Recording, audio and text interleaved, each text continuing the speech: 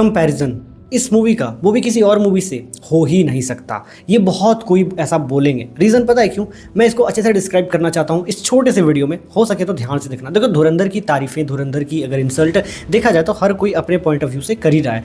धुरंधर की तारीफ वही लोग कर रहे हैं जो एक सच्चा देशभक्त है, या फिर जो थोड़े बहुत इंडियन आर्मी को सपोर्ट करते हैं, तो इंडिया को अच्छा मानते हैं, जो इंडिया के काम को अप्रिशिएट कर दें। धुरंधर को डिनाई भी वही लोग कर रहे हैं जो पाकिस्तान को थोड़ा अपना मानता है, या फिर उनमें दिखता है कि भाई इसमें सिर्फ मुस्लिम और हिंदू करा रहा है और कुछ नहीं। तो भाई वो एक पॉइंट ऑफ व्यू से देखो ना, कि वो एक देश से दूसरे देश को ही विरोधी बना रहा है, ना कि हमारे इंडिया के लोगों को। ठीक है, इंडिया के लोगों में से ही वहाँ के एजेंट आके इंडिया को तबाही मचा रहे थे, जिसको ये मूवी फिनिश करती है। सॉरी, ये मूवी नहीं, हमारी गवर्नमेंट, या फिर जो हो सकता है गवर्नमेंट में जो लोग काम कर रहे हो वो। एक आदमी का नाम सबसे ज़्यादा चर्चा में रहे, अजीत डोभाल सर। जी हाँ, रिस्पेक्ट है इस इंसान को जिन्होंने 9 साल खुद पाकिस्तान में एक स्पाई की तरह काम किया। जिस इंसान को एक स्पाई की वैल्यू पता है, जिस इंसान को एक एजेंट, जो इंडियन के एजेंट है पाकिस्तान में, उसकी लाइफ की इंपॉर्टेंस पता है, जिनके कारण ये जितने भी सक्सेसफुल मिशन होते भी थे, उनका एक नाम तो टॉप पे आता है। ऐसे तो एक अननोन करके गैंग भी अभी भी शामिल है, जैसा कि मूवी में एक क्लू दिखाया गया, अगर आपने नोटिस किया होगा तो। अगर आपने मूवी देखी है तो पहले कमेंट में आप ये बताओ कि मूवी के किस किरदार से सबसे ज़्यादा इफेक्ट हो, क्योंकि मैं यहाँ पे बारीक बारीक से हर एक किरदार के बारे में बताना चाहता हूँ कि कौन सा किरदार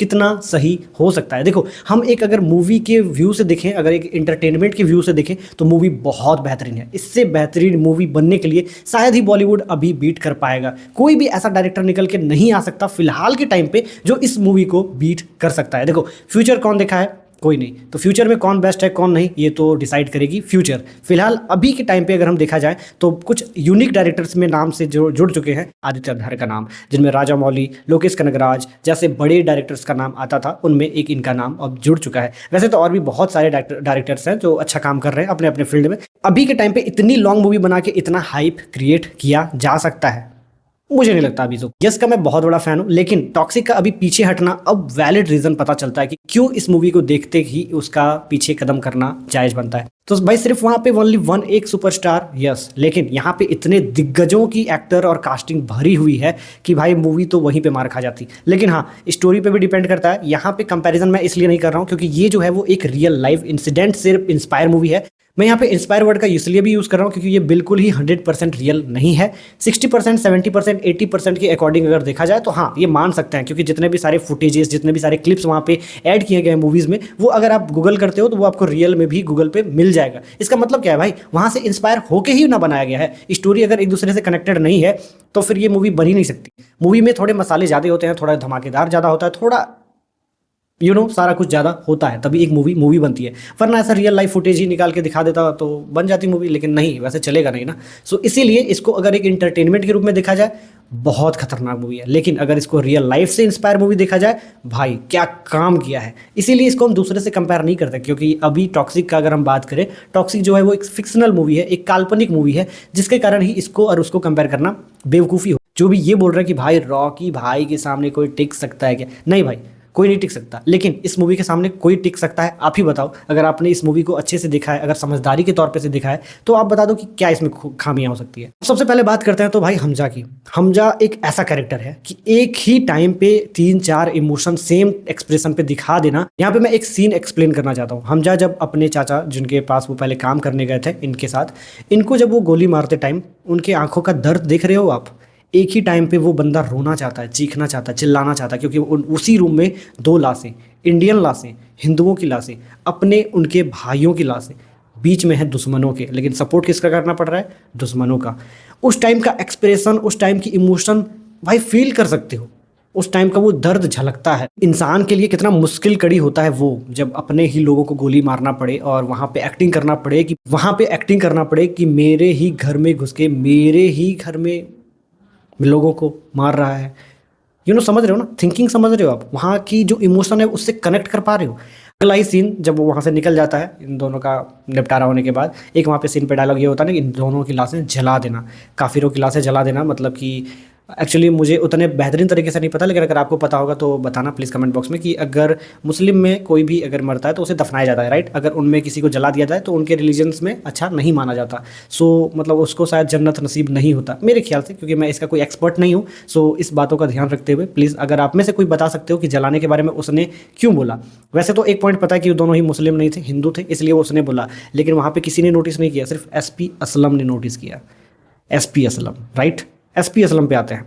रियल लाइफ का जो बंदा SP असलम था, संजय दत्त कुछ नहीं है भाई उसके सामने। जो मूवीज़ में दिखाया गया है, जितने भी गाली गलौज हैं, जितने भी भाई गैंगस्टर वाला लोग, वही वाइट पजामे में रहता है, वाइट कुर्ता में रहता है, और वही गैंगस्टर जैसा एकदम आईज वैसे ही कड़ी हार्ड, बिल्कुल खतरनाक दिखता है ना। लेकिन रियल लाइफ में अगर देखा जाए ना, तो मैं उसके इंटरव्यूज़ देख रहा था, कुछ फुटेजेस मैंने देखे भाई, रियल लाइफ में और भी ज़्यादा डेंजर है। रील में तो बहुत ही कम दिखाया गया है। जी हाँ, अगर आपने नहीं देखा है तो इसको पहले जरूर से देखना। मूवीज़ एक अलग चीज़ होती है, रियल लाइफ और भी अलग होता है। क्योंकि SP असलम से भाई सही में लियारी भी कांपती थी। लियारी का बादशाह से याद आया रहमान डकैत के बारे में। जी हाँ, रहमान डकैत को भी कंपेयर कर रहे थे हमजा से, बिकॉज वहाँ पे जो एंट्री वाला एक सीन था पिछले पार्ट में जो वायरल हुआ था, पिछले पार्ट में अगर याद होगा तो वो वायरल हुआ था, तो उस सीन को कंपेयर कर रहे थे हमजा से।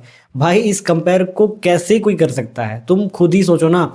अक्षय खन्ना अपना ऑरा फार्मिंग कर चुके थे ऑलरेडी, वो अपना बेटर कर चुके हैं, और वहां पे हम कंपैरिजन करें अगर हमजा से, कैसे करोगे? हमजा एक भी सीन कॉपी करता भी नहीं है कि हम उसकी तरह एक्ट करें या उसकी तरह बन पाए। नहीं भाई, उसका ऑरा फार्मिंग हो चुकी है, वो उसके जैसा बनना भी नहीं चाहता है। वो है हमजा, उसका जो रोल है, उसका जो कैरेक्टर है, उसका जो, समझ रहे हो ना, तो उसका अलग है, बिल्कुल अलग है। हम इसको कंपेयर नहीं कर सकते, बिल्कुल दोनों ही डिफरेंस है। सेम सीन, सेम शॉट्स, अलग अलग म्यूजिक डाल देने से ऐसा नहीं होता कि भाई ये बेटर है या वो बेटर है। नहीं, कंपैरिजन करने वालों का ही सबसे बड़ा इसमें मैं दोष दूंगा कि कंपेयर हो ही नहीं सकता। जब कंपेयर की बात कर ही रहे हैं तो कंपेयर एक और इंसान भी करता है, याद होगा, इकबाल के पापा जी। जी हाँ, अब्बू जान इकबाल के बहुत गाली देते हैं भाई अपने बेटे को। और तो इकबाल के पापा भी अपने बेटे को कंपैरिजन करना कम नहीं करते हैं। गालियों के साथ साथ ऐसा कंपेयर करते हैं कि भाई रोस्टिंग में नेक्स्ट लेवल। क्या ही कैरी मिनाटी को रोस्टिंग आप लेवल का गॉड समझते हो? नहीं, उनके पापा अपने बेटे को ऐसे गालियां देते हैं, ऐसे मक्खन की तरह। और सबसे यूनिक बात बताऊं, मूवीज में उनकी गाली म्यूट भी नहीं है, बिल्कुल बीप आवाज आएगा ही नहीं, उनकी गाली सॉलिड है, बिल्कुल सॉलिड है।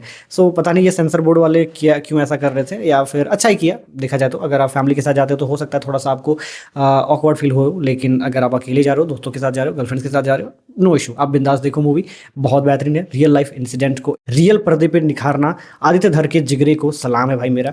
यामी गौतम का पसंद तो भाई काफ़ी बेहतरीन निकला, क्योंकि इन्होंने जितनी भी मूवीज़ बनाई है, फिलहाल मैं तो इनका यूरी से फ़ैन था, URI। जी हाँ, अगर आपने देखा होगा विकी कौशल वाली, तब से मैं इसका फ़ैन हूँ। और फ़ैन मतलब मैं उतना ज़्यादा नहीं जानता था कि हाँ भाई इस नाम का बंदा कोई इतना बेहतरीन डायरेक्टर है। मैं मूवी का फ़ैन था, यूरी का।